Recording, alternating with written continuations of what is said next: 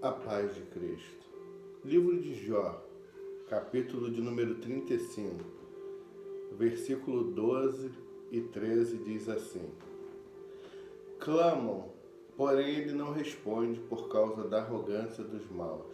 Só gritos vazios Deus não ouvirá, nem atentará para eles o Todo-Poderoso. Essa parte do livro de Jó, capítulo 35, é o segundo discurso de Eliú. O subtítulo diz aqui: Deus não ouve os aflitos, porque estes não têm fé. O que Eliú quer demonstrar aqui? Eliú quer mostrar que Deus não vai ouvir Jó por conta da falta de fé. Ele fala aqui que Jó ele não está com fé. Um dos amigos de Jó fala: olha, você não tem fé para que Deus venha ouvir a sua petição. E aí, nesses versículos aqui que foi lido, gritos vazios Deus não ouvirá. Gritos vazios, palavras lançadas ao vento sem fé, Deus não ouvirá. Não que Jó não viesse ter fé, mas o seu amigo falou isso aqui. E assim acontece. A gente já inicia aqui falando que na minha e na sua vida acontece assim também. Gritos vazios, ou seja, às vezes nós nos desesperamos por situações, mas não colocamos para o Todo-Poderoso, para que Ele venha estar fazendo algo em nossas vidas. E aí no capítulo 36 diz assim: no sofrer do homem, Deus lhe visa o bem. O primeiro versículo fala: prosseguiu Eliú e disse: mais um pouco de paciência e te mostrarei que ainda tenho argumentos a favor de Deus. Aqui, Eliú ele quer mostrar que Deus ele visa o bem, mesmo no sofrer do homem. Tem situações que acontecem na minha e na sua vida que, se nós não olharmos pelo lado positivo, poxa, a gente vai entrar em parafusos. Por quê? Porque Deus ele olha sempre o lado bom. Ele sempre entra com livramento e providência em nossas vidas. Nesse discurso aqui, que era o terceiro para fechar, ele fala a respeito disso, um dos amigos de Jó, que Deus ele vai visar sempre o bem. Ainda que você caia num infortúnio, você acha que aquilo ali foi algo muito pesado para você, poderia ser mais pesado se Deus não interferisse. E aí, meus irmãos, no 36, 24 diz assim: lembra-te de lhe magnificares as obras que os homens celebram. Todos os homens a contemplam de longe, e admiram o homem. Eis que Deus é grande e não o podemos compreender. O número dos seus anos não se pode calcular. Aqui Eliú está exaltando a majestade de Deus, a sua grandeza. Não só Deus como um Deus que pode discernir o bem e o mal e fazer algo para nos beneficiar ou para destruir-nos, que Jó ele não sabia que não era Deus que não estava fazendo ainda aquilo com ele. Mas ele quer mostrar aqui que Deus, ninguém pode compreender. Por causa que a sabedoria vinda de Deus, nós não podemos nem chegar perto de entender. Intentar os pensamentos de Deus. E Eliú quer falar isso daqui: o número dos seus anos não se pode calcular. Quem vai falar assim: eu vi Deus nascendo? Quem que pode falar isso? Na verdade, ninguém. Então, no seu discurso, Eliú quer dizer assim. E no versículo 13 do capítulo 37 diz: e tudo isso faz ele vir para a disciplina, se convém à terra, ou para exercer a sua misericórdia. Meu irmão, minha irmã, aqui ele está reconhecendo a supremacia de Deus e está mostrando para Jó, pedindo a Jó, falando assim: olha, reconheça a supremacia de Deus, porque tudo isso faz ele vir para disciplina. Tem situações na nossa vida que são para disciplina nossa mesmo. E aí Deus faz vir sobre nós para nos disciplinar e aprendermos algo com aquilo ali. E a gente pode entender que Eliú estava falando isso para Jó. Jó, talvez possa ser por uma disciplina, porque ali ninguém sabia o motivo de Deus estar permitindo Satanás fazer aquilo ali. Então ele fala isso, olha, pode ser para te livrar de um sofrimento. E aí, meus irmãos, aqui chega o grande finale da situação. As coisas começam a mudar. Por quê? Os três amigos iniciais de Jó, eles estavam falando que Jó ele tinha feito algo errado com o Senhor, por isso que ele estava sofrendo. E aí vem Eliú com o seu discurso dizendo, olha, o que você fez eu não sei, porém, a forma que você viu essas situações que aconteceram, eu falo para você, olha, Deus ele é grande, ele é majestoso, nós não podemos contender com Deus. Qualquer tipo de coisa nós podemos até pensar, mas não podemos falar contra o Senhor. E aí, Eliú aqui, ele inclinado a falar acerca de Deus, falar sobre a supremacia de Deus, de repente, no capítulo 38, Deus aparece na história. Pela primeira vez e diz assim, depois disto o Senhor, do meio de um redemoinho, respondeu a Jó, quem é este que escurece os meus desígnios com palavras sem conhecimento? Como que a gente escurece os desígnios de Deus? Como que a gente não mostra? Como que a gente esconde os desígnios de Deus? Alguém tem sabedoria para esconder as coisas que Deus faz? Com palavras sem conhecimento. Aqui Deus está dando uma chamada em Jó a respeito do conhecimento, da forma que ele falou, porque ele chegou a pedir a morte. Ele não estava suportando mais. E aí Deus pergunta, quem é esse para fazer isso acerca da minha pessoa? Nesse primeiro discurso de Deus aqui, Deus convence Jó que ele não precisava ter falado algumas coisas para os seus amigos a respeito do que ele estava passando. E Deus vem convencer Jó que ele é magnânimo, excelso, Senhor de todo e todo-poderoso. Deus fala no capítulo 38, no 39 e no 40, versículo 1 e versículo 2. E olha só que interessante esses versículos aqui, olha só. O 5.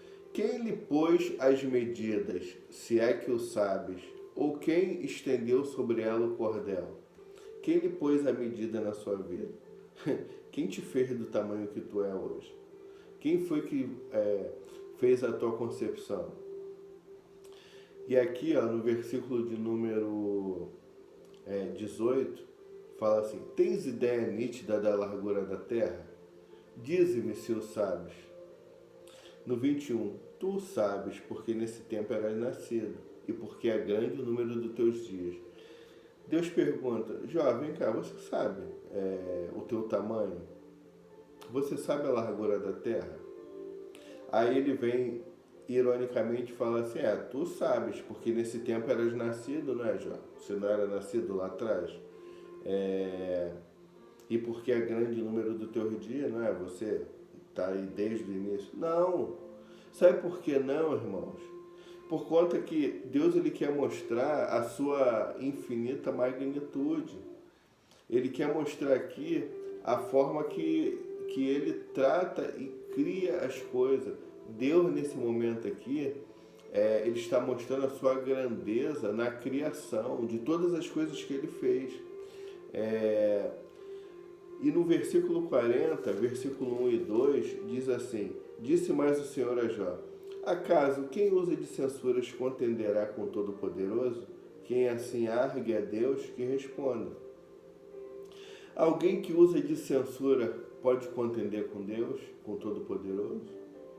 Argue a Deus, levante a Deus. Ninguém pode contender com o Todo-Poderoso.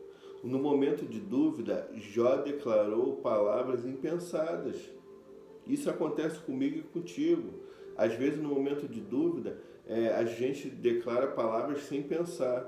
mesmo sem blasfemar contra o Espírito Santo, que não falou mal de Deus, mas às vezes nós falamos palavras impensadas, no momento de dúvida. Tem situações que nós temos dúvidas e não conseguimos colocar para fora aquele sentimento e acabamos duvidando de algumas coisas. E no versículo 3 ao 5 diz: Então Jó respondeu ao Senhor e disse: Sou indigno, que te responderia eu? Ponho a mão na minha boca. Uma vez falei e não replicarei. Aliás, 2 vezes, porém, não prosseguirei. Olha que lindo aqui. Jó responde com uma resposta humilde. Deus fala: olha, será que você entende desses tipos de coisa aqui da criação? Fui eu, o Senhor que fiz. Aí Jó fala para ele assim: eu errei, eu falei mesmo, falei algumas besteiras assim. Ponho a mão na minha boca, ou seja, não sai mais nada daqui. Uma vez falei uma vez, mas não replicarei, ou seja, eu até falei uma vez, mas 2 vezes eu não vou falar novamente. E ele ainda fala assim, aliás, 2 vezes, porém não prosseguirei. Ou seja, Jó fala, o que Jó dá de lição para a gente aqui? Ele fala assim: olha, eu até errei, assim como eu e você erra, só que não vou voltar no meu erro. Não vou voltar no meu erro por causa da tua grandeza, da tua magnitude. Não vou voltar a errar. E isso que acontece nas nossas vidas. Às vezes Deus ele nos dá uma oportunidade e fala conosco, assim como Deus falou aqui com Jó. Só que a gente continua pecando e errando na mesma situação. Isso acontece comigo e contigo.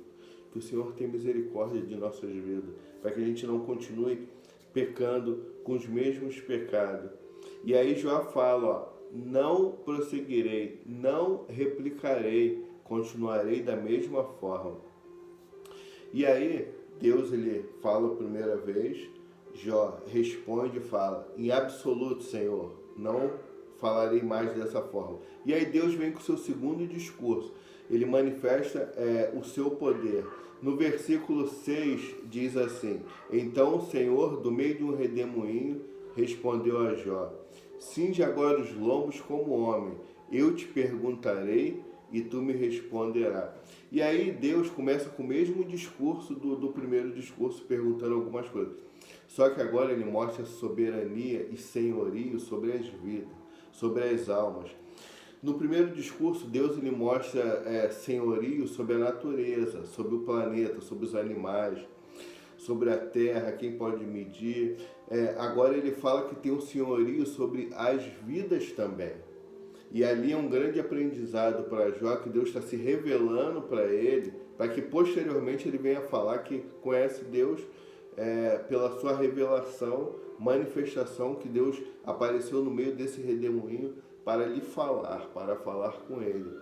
E aí, meus irmãos, aqui no versículo de número 34 do capítulo 41, diz assim: ele olha com desprezo tudo que é alto, é rei sobre todos os animais orgulhosos. Ou seja, se nós vemos alguns animais no reino animal que são orgulhosos, que se acham que são os poderosos, Deus, ele é rei sobre todos os animais, ou seja, ele é maior na magnitude sobre todas as coisas.